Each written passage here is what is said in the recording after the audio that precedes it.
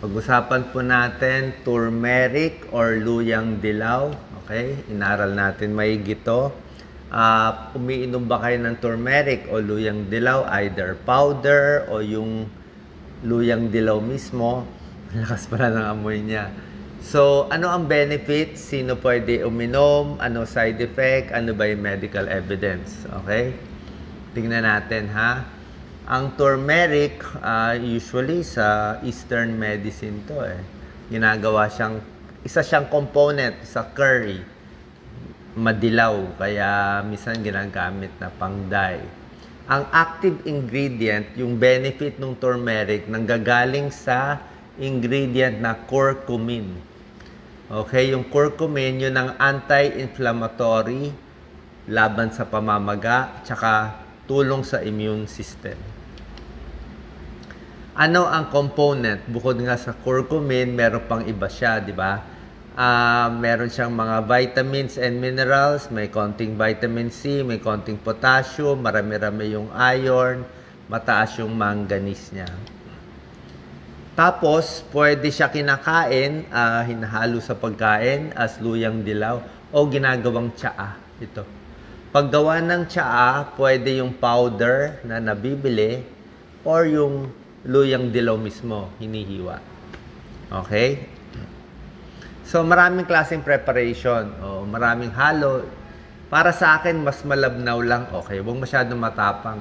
Yung iba, hinahaluan pa ng gatas o tubig lang. Yung iba, may honey. Yung iba, may black pepper. Depende. O, pwedeng turmeric lang mismo. Ngayon po, tiningnan ko yung mga medical evidence. Baka may doktor din na mga nakikinig sa atin. Balik kung pag-uusapan natin as a doctor, yung evidence nila sa turmeric, medyo mababaw lang. Okay, tiningnan ko yung mga studies, mga 60 patients, 70 patients, ganun lang kakonti. Tapos yung p-value niya, hindi siya yung positive talaga na puro trend lang, trend towards positive. So, kung titingnan, yung evidence, hindi ganun ka-lalim na talagang masasabi natin, itong mga sakit na to, gagaling lahat sa turmeric. I don't think we can say that.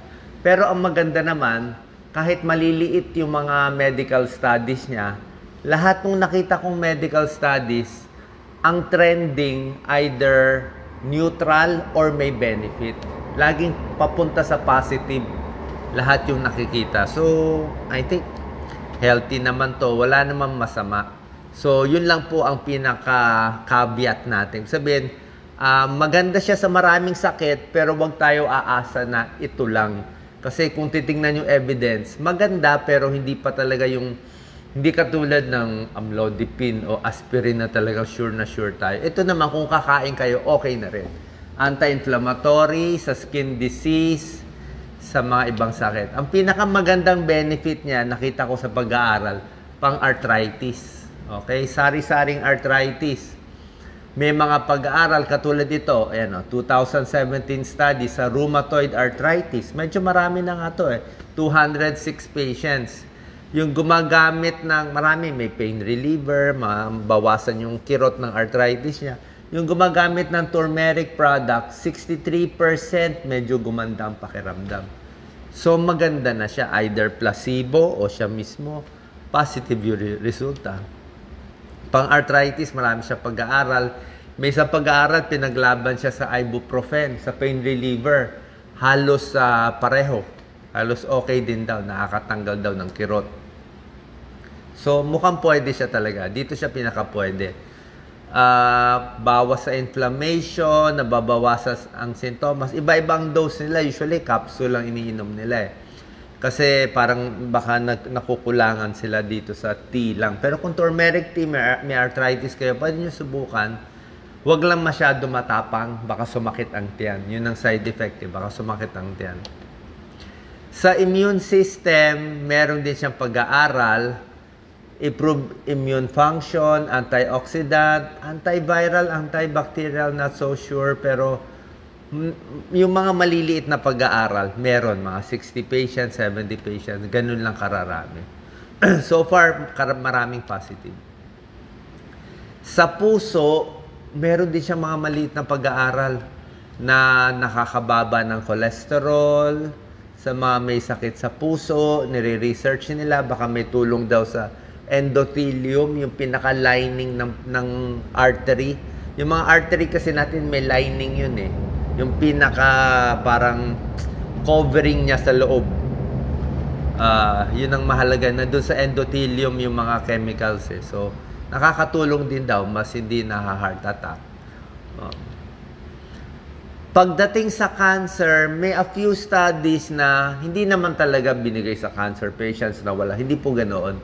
Pero nakita nila, pagdating sa laboratory, sa lab lang, may konting anti-tumor properties, napapalit yung growth ng tumor at spread of cancer cells. Pero sa research lang yun. Sinasabay nila to sa mga nagkikimo, sa nagre-radiation therapy, chemotherapy, sinasabayan ng turmeric. Parang tulong din iwas sa mga side effects. May reduced risk of cancer tulad na sinabi ko. Promising result. Wala naman sinasabi ito na. Pero kung takot tayong magkasakit, imbis na uminom tayo ng soft drinks o iced tea na talagang wala namang benepisyo sa katawan, dito na tayo. Kahit konting tulong, pwede na, di ba? Weight loss, may isang pag-aaral din, meta-analysis, may konting pag-aaral, nababawasan yung leptin na nagre-regulate kung busog tayo o gutom. Mas busog ka daw pag umiinom ka ng turmeric tea. Dito sa Alzheimer, sa brain, pinag-aaralan pa. Okay, hindi pa to sure.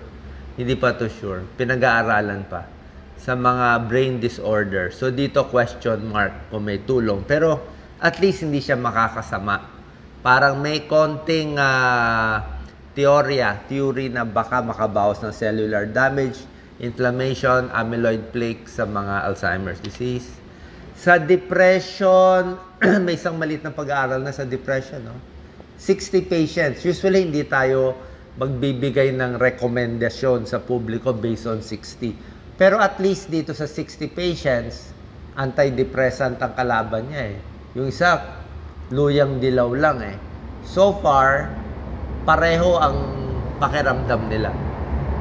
Pero pinakamaganda, may antidepressant na, may turmeric pa. Pag pinagsama, mas maganda ang ito. Itong third group na pinagsama, yun ang pinakamagandang resulta. So tuloy nyo lang yung gamot nyo, kung ano man yung gamot nyo sa kung anong sakit, sabayan nyo nito, walang problema.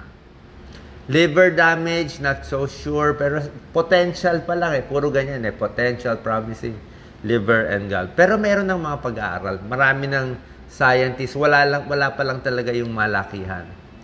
Dito sa digestion, question mark. Nilagyan ko 2 question mark eh. May ibang tao, meron siyang epekto sa tiyan eh. Parang ordinary luya, di ba? May epekto. Yung iba, mas gumaganda yung pakiramdam sa tiyan. Yung iba, mas makulo ang tiyan. Okay? So, hindi ito depende sa tao. Tinatry nila sa irritable bowel kung makakatulong ba, makaka-relax o makakakulo ng tiyan. So, hinahalo din yung turmeric sa pagkain. May mga luto na nilalagay, parang curry siya. Tingnan natin yung side effects. Dito naman tayo sa kabilang banda. Diba? Huwag nyo susobrahan. Ayun na, may luyang dilaw mismo at may turmeric powder. Ito na nga sinasabi ko, sa tiyan, hindi sure eh.